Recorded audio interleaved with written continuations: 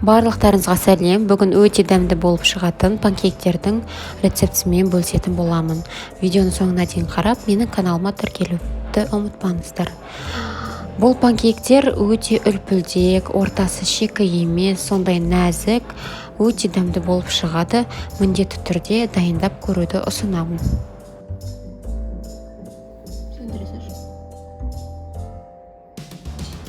Қажетті заттары: 1 стақан айран, 1 жұмыртқа, 2 үлкен қасық қант, 1 стақан ұн, сода жарты кішкентай қасық және 2 үлкен қасық сұйық май қажет. Ең алдымен 1 стақан айранымызды ыдысымызға қойып, 0,5 шай қасық содамызды салып, жақсылап араластырамыз. Одан кейін 2 үлкен қасық қантымызды салып, тағы да жақсылап араластырамыз. Одан кейін кезекпен 1 жұмыртқаны қосамыз және де 2 үлкен қасық сұйық майымызды қосып, жақсылап араластырамыз. Видеода көріп тұрғандарыңыздай, ұнымызды одан кейін аздан салып, тағы да жақсылап араластыра отырып, түйіршіктер қалмайтындай жақсылап араластырып аламыз.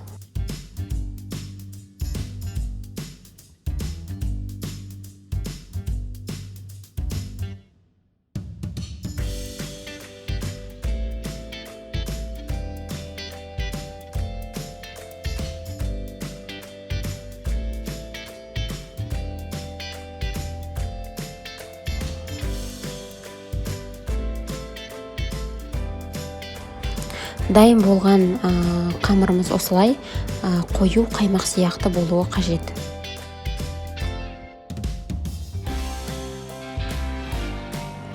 Панкейктерімізді қызып тұрған құрғақ табаға осылай қасықтың көмегімен, үлкен қасықтың көмегімен осылай жайып шығамыз. Қамырымызды құйғаннан кейін осылай тесікшелер пайда болғанша күтеміз. Тесікшелер пайда болғаннан кейін қамырымызды астын қарап отырамыз. Қызарып піскенде екінші жағын аударып пісіріп аламыз. Отымыз орташа болуы қажет.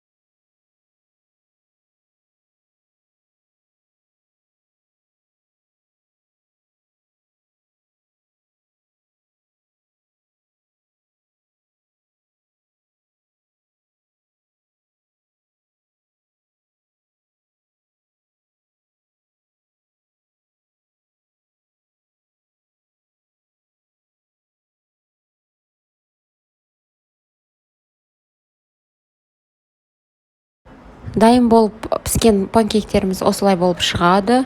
Дәмі өте тіл үйретіндей, түрлері де өте әдемі. Менің каналыма тіркеліп, лайк, комментарий қалдыруды ұмытпаңыздар. Барлықтарыңызға ас болсын.